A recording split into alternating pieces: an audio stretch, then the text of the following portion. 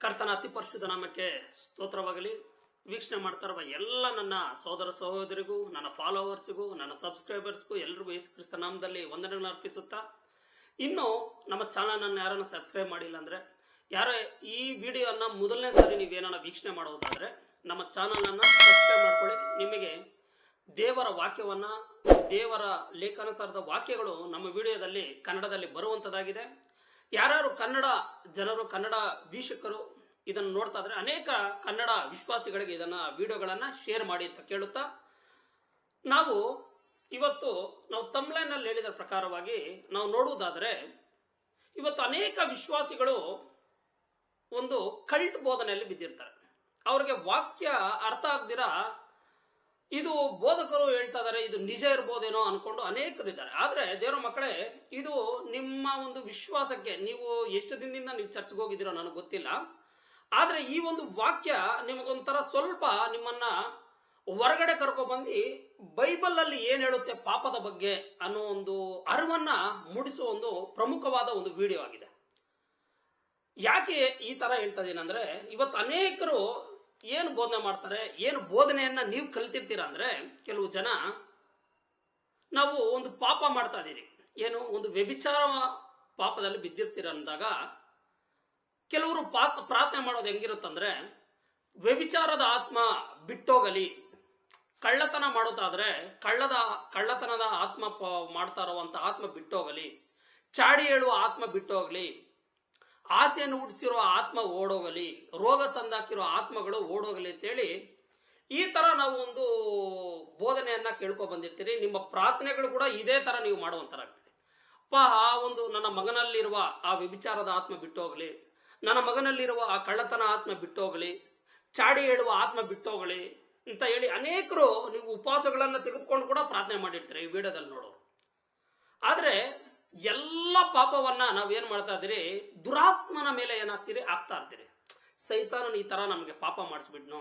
ಇವಾಗ ಬೋಧಕರು ಅಷ್ಟೇ, ಯಾರನ್ನ ಒಬ್ರು ಪ್ರಾರ್ಥನೆ ಮಾಡುವಾಗ, ಪಾಸ್ಟರ್ ನಾವ್ ಈ ತರ ಒಂದು ವ್ಯಭಿಚಾರದಲ್ಲಾಗಲಿ ಕಳ್ಳತನದಾಗ್ಲಿ ಹಿಂಗೆ ಬೀಳ್ತಾ ಇದೀರ ಅಂದಾಗ, ಇಲ್ಲ ನಿಮ್ಮ ಮನೇಲಿ ಒಂದು ವ್ಯಭಿಚಾರದ ಆತ್ಮ ಏನಾಗ್ತಾ ಇದೆ, ಸುತ್ತು ಓಡಾಡ್ತಾ ಇದೆ, ಕಳ್ಳತನದ ಆತ್ಮ ನಿಮ್ಮ ಸುತ್ತು ಓಡಾಡ್ತಾ ಇದೆ, ಅದಕ್ಕೆ ನೀವೇನ್ ಮಾಡ್ತಾ ಇದೀರಾ, ಕಳ್ಳತನ ಮಾಡ್ತಾ ಇದೀರಾ, ಅದಕ್ಕೆ ನೀವು ವ್ಯಭಿಚಾರವನ್ನ ಮಾಡ್ತಾ ಇದೀರಾ, ಯಾರು ನೋಡಿದ್ರು ನಿಮ್ಗೆ ವ್ಯಭಿಚಾರವನ್ನು ಮಾಡಬೇಕು ಅಂತೇಳಿ ಪ್ರೇರಣೆ ಆಗ್ತಾ ಇದೆ ಅಂತೇಳಿ ಅನೇಕ ಬೋಧಕರು ವಿಶ್ವಾಸಿಗಳನ್ನ ಇದೇ ರೀತಿ ಹೇಳ್ಕೊಂಡು ಬಂದು ಅನೇಕ ವಿಶ್ವಾಸಿಗಳು ಇದನ್ನ ನಂಬಿ, ಹೌದು ಪಾಸ್ಟರ್ ನಮ್ಮ ಮನೇಲಿ ಒಂದು ಕೂಟ ಇಡ್ರಿ, ಈ ವ್ಯಭಿಚಾರ ಆತ್ಮವನ್ನ ಓಡಿಸ್ರಿ, ಚಾಡಿಯ ಆತ್ಮವನ್ನ ಓಡಿಸ್ರಿ, ರೋಗದ ಆತ್ಮವನ್ನ ಓಡಿಸ್ರಿ, ಅನಾರೋಗ್ಯದ ಆತ್ಮವನ್ನ ಅಂತೇಳಿ ಅನೇಕರ ಕೂಟಗಳನ್ನ ಇಟ್ಕೊಂಡಿರ್ತೀರ.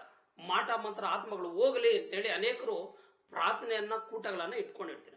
ಆದ್ರೆ ದೇವ್ರ ವಾಕ್ಯ ಏನ್ ಹೇಳುತ್ತೆ ಅಂತ ಹೇಳಿ ಇವತ್ತು ನಾವು ನೋಡುವುದಾದ್ರೆ, ನೋಡಿ, ಎಲ್ಲ ಪಾಪವನ್ನ ನಾವೇನ್ ಮಾಡ್ತಾ ಇದ್ದೀರಿ, ಪಾಪದ ಆತ್ಮ ನಮ್ಮನ್ನ ಕರ್ಕೊಂಡು ಹೋಗ್ತಾ ಇದೆ. ವ್ಯಭಿಚಾರ ನಾವು ಮಾಡ್ತಾ ಇಲ್ಲ, ಆದ್ರೆ ವ್ಯಭಿಚಾರ ಎಂಬ ಆತ್ಮ ನಮ್ಮಲ್ಲಿ ದೂರ ಇರೋದ್ರಿಂದ ನಾವು ವ್ಯಭಿಚಾರ ಮಾಡ್ತಾ ಇದ್ದೀರಿ.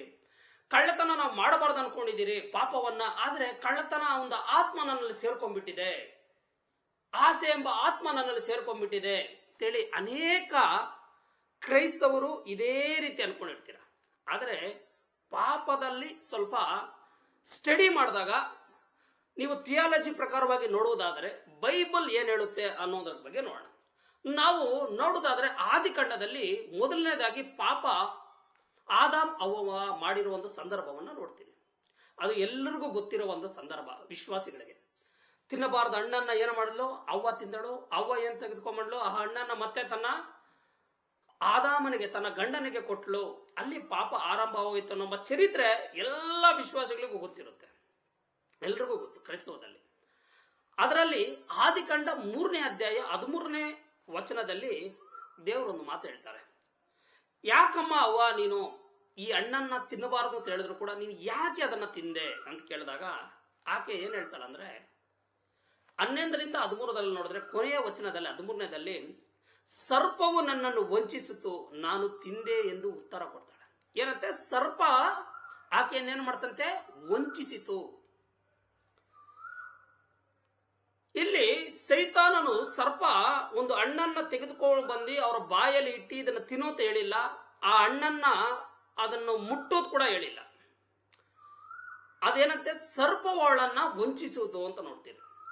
ದೇವರ ಮಕ್ಕಳೇ, ಇವತ್ತು ಪಾಪ ಅನ್ನೋದು ಸೈತಾನನು ಏನ್ ಮಾಡ್ತಾನೆ, ನಮಗೆ ಪ್ರೇರಣೆಯನ್ನು ಕೊಡ್ತಾನೆ ಹೊರತು ಅದನ್ನ ಮಾಡಿ ಅಂತೇಳಿ ನಮ್ಮಲ್ಲಿ ಒಂದು ಆತ್ಮ ಬಂದು ಅದನ್ನ ಫೋರ್ಸ್ ಆಗಿ ತೆಗೆದುಕೊಂಡು ಹೋಗೋದಿಲ್ಲ. ಗಮನವಿಟ್ಟು ವಿಶ್ವಾಸಿಗಳು ಅರ್ಥ ಮಾಡ್ಕೋಬೇಕು. ಇದು ಸ್ವಲ್ಪ ನಿಮಗೆ ಆಲೋಚನೆಗೆ ಬಂದ್ಬಿಟ್ರೆ, ಈ ಪಾಪ ಅರಿವು ತುಂಬಾ ನಿಮ್ ತಲೆಯಲ್ಲಿ ಮುಟ್ಟುಬಿಟ್ರೆ ಪಾಪ ಹೆಂಗೆ ಆಕ್ಟಿವ್ ಆಗುತ್ತೆ, ಹೆಂಗೆ ಅದು ಕಾರ್ಯನಿರ್ವಹಿಸುತ್ತೆ ಅನ್ನೋದು ನಿಮ್ಗೆ ಗೊತ್ತಾಗುತ್ತೆ. ಅದು ಗೊತ್ತಾದಾಗ ನೀವು ಪಾಪವನ್ನ ಹೆಂಗೆ ತಡಿಬೇಕು ಅನ್ನೋದು ಕೂಡ ಗೊತ್ತಾಗುತ್ತೆ. ನಾವು ಹೇಗೆ ಮಾಡಬಾರ್ದಪ್ಪ, ಎಲ್ಲಿಂದ ಈ ಆಲೋಚನೆ ಬರುತ್ತೆ ಕೂಡ ನಿಮ್ಗೆ ಗೊತ್ತಾಗುತ್ತೆ ದೇವರ ಮಕ್ಕಳೇ. ಅದಕ್ಕೆ ಈ ಒಂದು ಅರಿವನ್ನ ನೀವು ತಿಳ್ಕೊಬೇಕು. ವಿಶ್ವಾಸಿಗಳಾಗಲಿ, ಯಾರು ಇದನ್ನ ಮೊದಲನೇ ಸತಿ ನೀವು ವಿಡಿಯೋ ನೋಡಿದ್ದೀರಾ, ಯಾರು ನೋಡಿದ್ರು ಪಾಪದ ಬಗ್ಗೆ ಇದು ನಿಮಗೆ ಕ್ಲಿಯರಿಟಿಗೆ ಅರ್ಥ ಆಗುತ್ತೆ.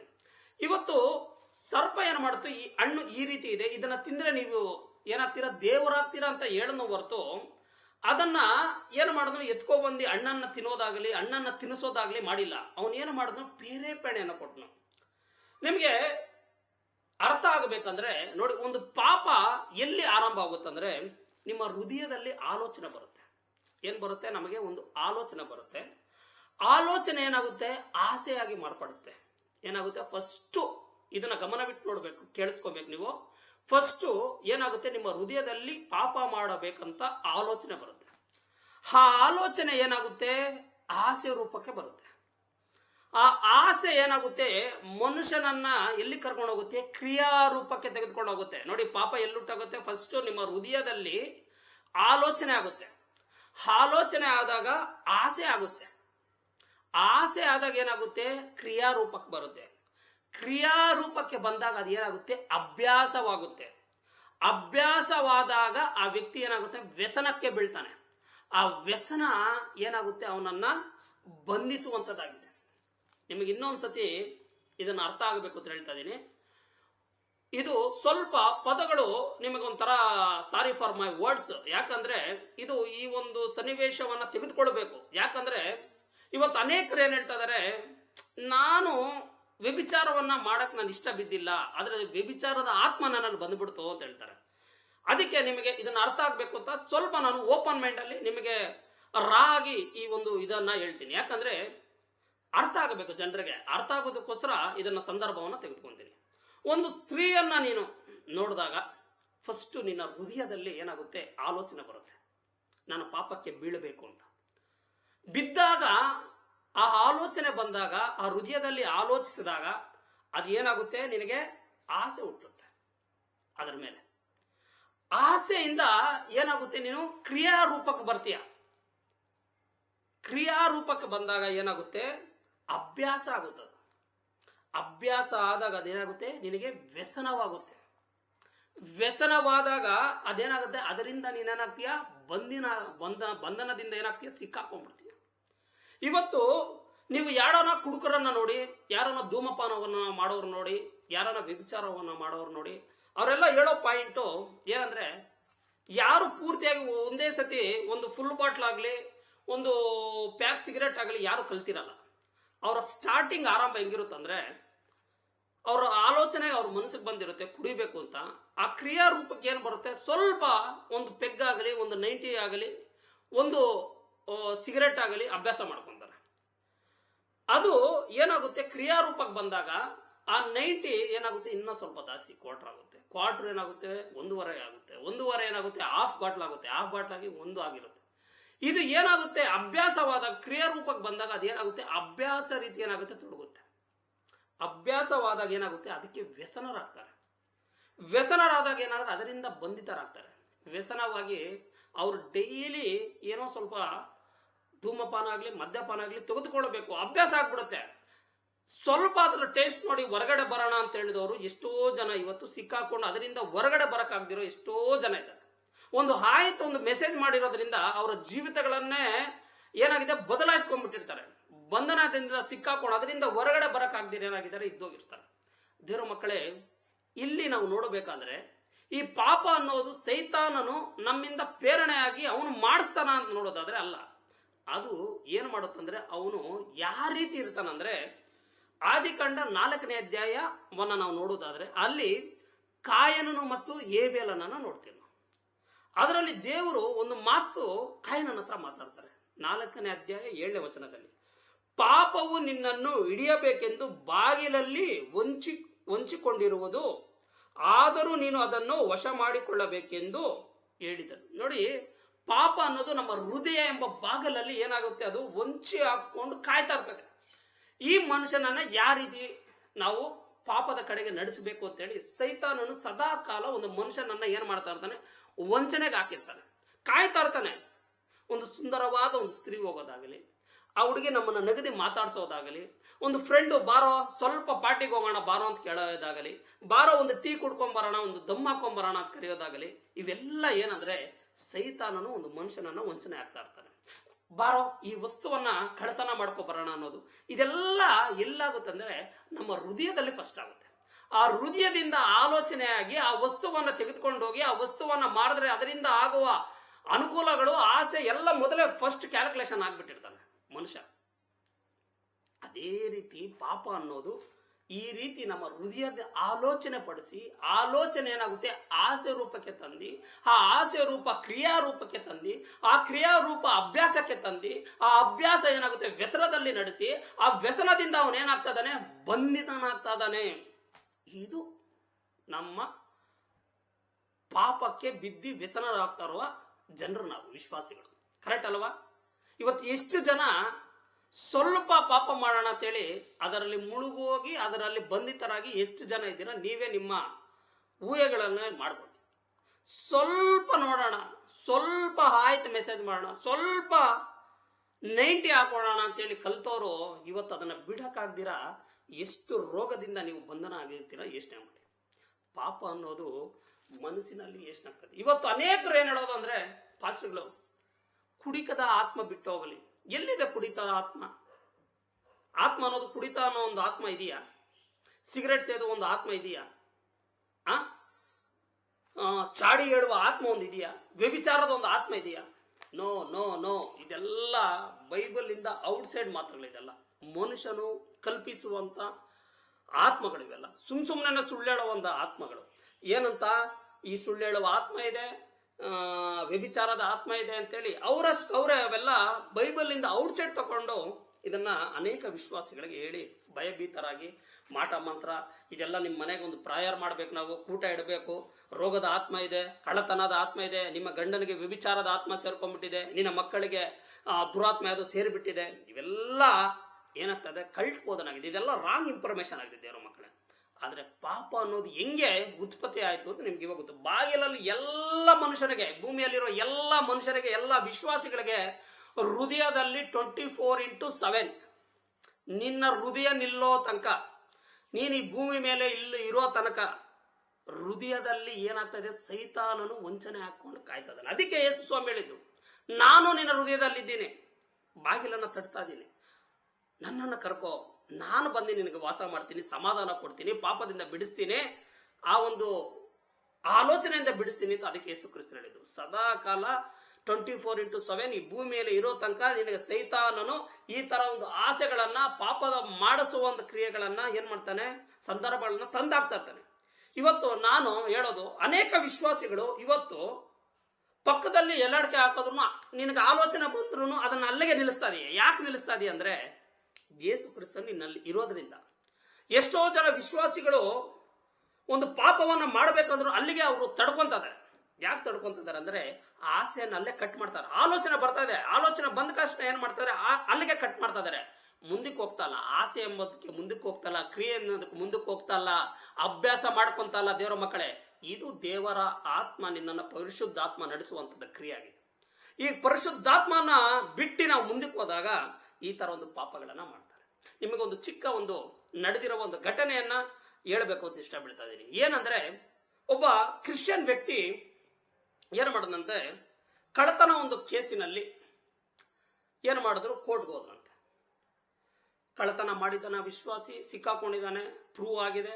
ಹೋಗಿ ಎಲ್ಲ ನಿಂತ್ಕೊಂಡು ಮಾತಾಡುವ ಸಂದರ್ಭದಲ್ಲಿ ಜಡ್ಜ್ಗೆ ಹೇಳ್ತಾನಂತೆ, ಆ ಕ್ರಿಶ್ಚಿಯನ್ ಆದ ವ್ಯಕ್ತಿ, ಕ್ರೈಸ್ತವ ವ್ಯಕ್ತಿ, ಜಡ್ಜೆ ನಾನಿದು ಮಾಡಿಲ್ಲ, ನನ್ನಲ್ಲಿರುವ ಒಂದು ಕಳ್ಳತನ ಆತ್ಮ ಈ ಕಳ್ಳತನವನ್ನ ಮಾಡಿಸ್ಬಿಡ್ತು. ಏನಂತೆ, ನನ್ನಲ್ಲಿರುವ ಒಂದು ಕಳ್ಳದ ಆತ್ಮ ಏನಂತೆ ಈ ಕಳ್ಳತನವನ್ನ ಮಾಡಿಸ್ಬಿಡ್ತದೆ, ನಾನು ಮಾಡಿಲ್ಲ. ಅಂತ ಹೇಳಿದಾಗ ಜಡ್ಜ್ ನಗದಿ ಅವನಿಗೆ ಆ ದಂಡವನ್ನು ಹಾಕ್ತಾನೆ. ದೇವರ ಮಕ್ಕಳೇ, ಇಲ್ಲಿ ಕಳ್ಳತನ ಆತ್ಮ, ವ್ಯಭಿಚಾರದ ಆತ್ಮ, ಚಾಡಿ ಆತ್ಮ ಇವೆಲ್ಲ ಹೇಳೋರು ಯಾರಂದ್ರೆ ಬೈಬಲ್ ಅನ್ನ ಗೊತ್ತಿಲ್ದಿರೋ 4ನೇ ಕ್ಲಾಸ್ ಪಾಸ್ಟರ್ಸ್ ಹೇಳ್ತಾರೆ. ಎಷ್ಟೋ 4ನೇ ಕ್ಲಾಸ್ ಓದ್ಕೊ ಬಂದಿರೋ ಪಾಸ್ಟರ್ಸ್ ಇವೆಲ್ಲ ಹೇಳ್ತಾರೆ. ಈ ದುರಾತ್ಮಗಳು ಏನೋ ನೀನು ಒಂದು ಪಾಪ ಮಾಡೋದು, ಏನೋ ನೀನೊಂದು ಪಾಪ ಮಾಡಿಬಿಟ್ಟು ಅದನ್ನ ದುರಾತ್ಮದ ಮೇಲೆ ಹಾಕೋದು. ಸೈತಾನ ಮಾಡಿಸ್ಬಿಟ್ನು. ಸೈತಾನ್ ಏನ್ ಮಾಡಿಸ್ಬಿಟ್ನಂತೆ? ಪಾಪವನ್ನ ಮಾಡಿಸ್ಬಿಟ್ನಂತೆ. ಆ ಸ್ತ್ರೀನ ನಾನು ಏನ್ ಮಾಡಬಾರ್ದಾಗಿತ್ತು? ಕೆಟ್ಟದಾಗಿ ನೋಡಬಾರ್ದಾಗಿತ್ತು, ಕೆಟ್ಟ ಪಾಪವನ್ನ ಆ ಸ್ತ್ರೀ ಜೊತೆ ಮಾಡಬಾರ್ದಾಗಿತ್ತು. ಆದ್ರೆ ಆ ದುರಾತ್ಮ ನನ್ನ ಮಾಡಿಸ್ಬಿಡ್ತು. ಇದು ಇವಾಗ ಹೇಳುವಂತ ಒಂದು ಸಬೂಬಾಗಿದೆ. ದೇವರ ಮಕ್ಕಳೇ, ಇವತ್ತು ನನ್ನ ಟೈಟಲ್ ಏನಿಗೆ ಅದನ್ನ ಇಟ್ಟನಂದ್ರೆ, ಇವತ್ತು ಅನೇಕರು ಈ ಒಂದು ವ್ಯಭಿಚಾರ ಎಂಬ ಒಂದು ಇದಕ್ಕೆ ಬಿದ್ದು ಪಾಪಕ್ಕೆ ಬಿದ್ದು ಅವರು ಫಸ್ಟ್ ಹೇಳೋದು ಸೈತಾನು ನನ್ನನ್ನು ಏನ್ ಮಾಡಿಬಿಟ್ನಂತೆ, ಅದರಲ್ಲಿ ಹಾಕಿಬಿಟ್ನು, ನಾನು ಅದರಲ್ಲಿ ಬಿದ್ದು ಬಿಟ್ಟೆ ಅಂತ. ಫಸ್ಟ್ ನಿನ್ನ ಆಲೋಚನೆಗೆ ಬರುತ್ತೆ. ಪಾಪ ಮಾಡಿರುವಾಗ ಸ್ಟಾರ್ಟ್ ಆದಾಗ ನಿನ್ನ ಹೃದಯಕ್ಕೆ ಬರುತ್ತೆ. ಆ ಹೃದಯದಿಂದ ನೀನು ಮಲಗಿರುವಾಗ ಏನ್ ಮಾಡಿರ್ತೀಯ? ಆಲೋಚನೆ ಮಾಡಿರ್ತೀಯ, ಅದರ ಮೇಲೆ ಆಸೆ ಬಿದ್ದಿರ್ತೀಯ. ಆ ಆಸೆ ಏನಾಗಿದೆ, ನಿನ್ನ ಕ್ರಿಯಾರೂಪಕ್ಕೆ ತರೋ ತನಕ ನೀನು ಪ್ರಯತ್ನ ಪಟ್ಟಿದೀಯಾ. ಕ್ರಿಯಾರೂಪಕ್ಕೆ ತಂದ ಮೇಲೆ ಅದನ್ನ ಏನು ಮಾಡ್ಕೊಂಡಿದ್ಯಾ? ಕಂಟಿನ್ಯೂ ಅಭ್ಯಾಸ ಮಾಡ್ಕೊಂಡಿದೀಯಾ. ಆ ಅಭ್ಯಾಸ ಏನಾಗಿದೆ ಅಂದ್ರೆ ನಿನಗೆ ವ್ಯಸನವಾಗಿದೆ. ಆ ವ್ಯಸನದಿಂದ ಏನಾಗಿದೆ, ನೀನು ಇವತ್ತು ಬಂಧಿತನಾಗಿದೆಯಾ. ಅದರಿಂದ ಬಿಡಕ್ ಆಗದೇ ಇರೋಂಥ ಪರಿಸ್ಥಿತಿಗೆ ಬಂದು ಕುತ್ಕೊಂಡಿದ್ದಿ.